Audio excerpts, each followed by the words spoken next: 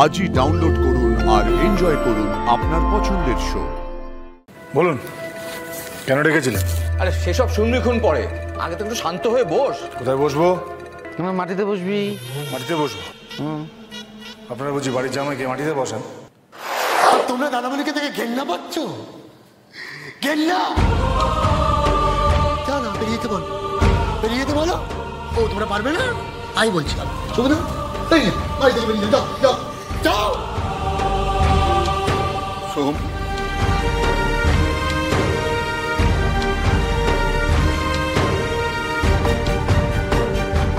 তুই এই সমস্ত কথা নিজের কাছে চেপে রেখেছিলি,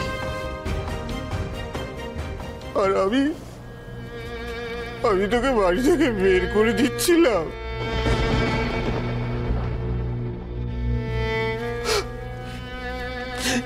যে বাড়িটাকে তুই তিলে তিলে একটা পরিবার করে তুলেছিস,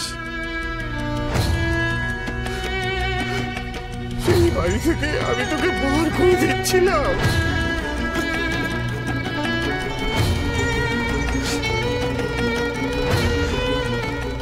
ক্ষমা করে দে বাবা। কি করছো তুমি?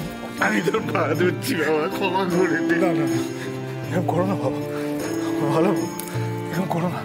এরকম করলে যে আমার পাপ লেগে যায়, মহা পাপ। শুনেছি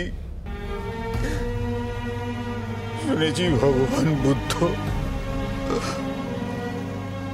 বোধি লাভ করার পরে তার বাবা রাজা শুদ্ধোধন তার পা ছুঁয়ে প্রণাম করেছিলেন। তুই যে আমাদের সবার আবেগ ভালোবাসাকে ছাপিয়ে গেছিস।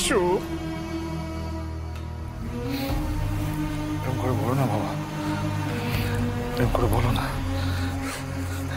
এরকম করে শুনলে আমার, এরকম কথা শুনলে আমার খুব কষ্ট হয়। দাদামণি আমায় ক্ষমা করে দাও, আমায় ক্ষমা করে দাও। আমি কিচ্ছু মনে করি না, কিচ্ছু মনে করি, কিচ্ছু হয়নি।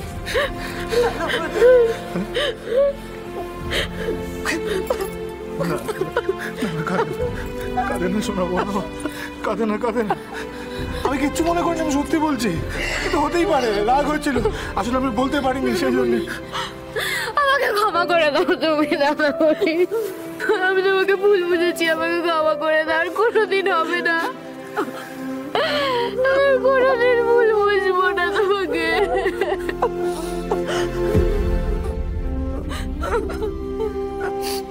আমি জানতাম দাদামণি, আমি জানতাম আমার দাদামণি কোনোদিন কোনো খারাপ কাজ করতেই পারে না।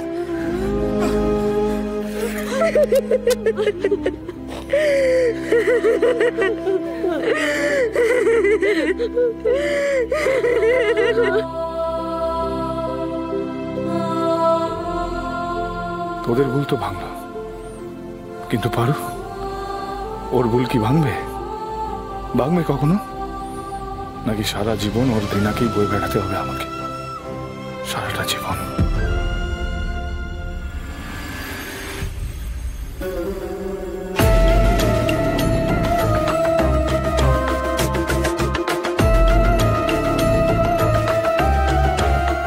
কি ভাবছো বলো তো বাবা?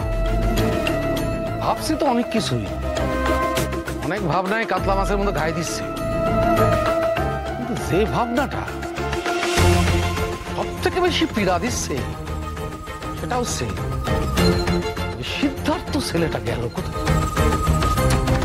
আরে ওটা নিয়ে অত ভেবে কি হবে বলো তো? থানা থেকে এসে তো একটা সামাল তো দেওয়া গেল।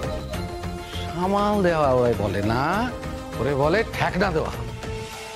আমাদেরকে নিশ্চিত করে জানতে হবে যে ওরা এই বাপ মা শুদ্ধ ছেলেটা গেল কোথায়।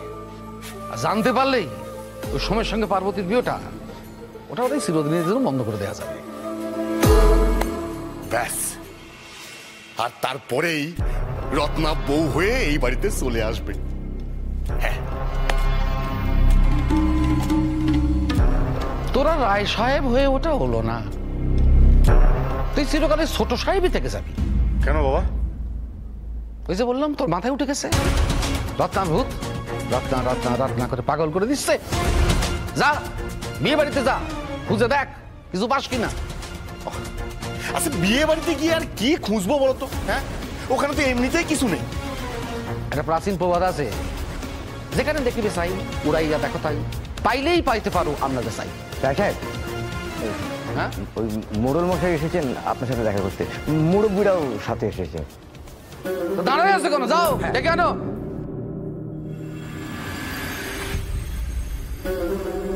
কি ব্যাপার, সব সদল বলে হাজির? বলছিলাম যে ভুবনপুরে প্রেসিডেন্ট ইলেকশন তো এসে গেল, এবার যদি প্রচারটা শুরু করা যায়। দেখো তো প্রচার প্রচার করতে পারবো না, আমার বাড়িতে প্রচুর কাজ, ব্যবসার কাজ, তোমরা এসব নিজেরা সামলাও। তা বললে কি করে হয় রায় সাহেব, আমরা তো আপনার ভরসাতেই থাকি। তাহলে সেই ভরসাতেই থাকো না কেন? হ্যাঁ, আমার বিরুদ্ধে দাঁড়িয়ে কেউ কোনোদিন জিতেছে? হ্যাঁ, গত কয়েক বছর তো নমিনেশন দিতে পারিনি। খাঁটি কথা, একদম সত্যি কথা। তবে কি রায় সাহেব, লোকে আপনাকে কাছে পেতে চায়, ওদের নাকি ভরসা বাড়ে যে রায় সাহেব সবসময় আমাদের পাশে আছে। হ্যাঁ, তা বলে আমি ওই গায়ে গায়ে গিয়ে এখন বক্তৃতা দিতে পারবো না। হ্যাঁ, 2-4টে দিতে পারি ভোটের আগে, কিন্তু সব জায়গায় যেতে পারবো না। আচ্ছা বাবা, তুমি তো এখনো এই গায়ের প্রেসিডেন্ট, হ্যাঁ? তাহলে তুমি সোমকে ডেকে একটা ফয়সালা কেন করে নিচ্ছ না বলো তো? না মানছি যে ওই সালিশি সবাই গেলে ওই কি বলে ওদেরকে, ওই হাইম্যান টাইম্যান ওদের একটা ঝামেলা আছে, কিন্তু এখানে তো কোনো ঝামেলা নাই। হ্যাঁ, তুমি এবার তোমার এই প্রেসিডেন্টের ক্ষমতাটা একটু দেখাও। কথাটা মন্দ বলিস নি। হ্যাঁ, পার্বতী তখন মন্দিরে গেছে, এই ফাঁকে তাহলে সোমরে ডেকে আনি। আগর রায় সাহেব, জাগিয়ে সোমরে ডেকে পাঠা, বল ভুবনপুরে প্রেসিডেন্ট ডেকেছে। যাচ্ছি।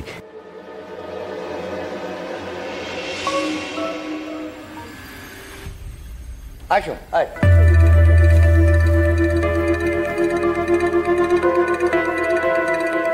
বলুন, কেন ডেকেছিলেন? আরে সেসব শুনবিক্ষণ পরে, আগে তো একটু শান্ত হয়ে বস। কোথায় বসবো? তোমার মাটিতে বসবি, আজীবন থেকে বসেছিস, আজও ওখানে বসবি, বস। মাটিতে বসবো? আপনারা বুঝি বাড়ির জামাইকে মাটিতে বসান?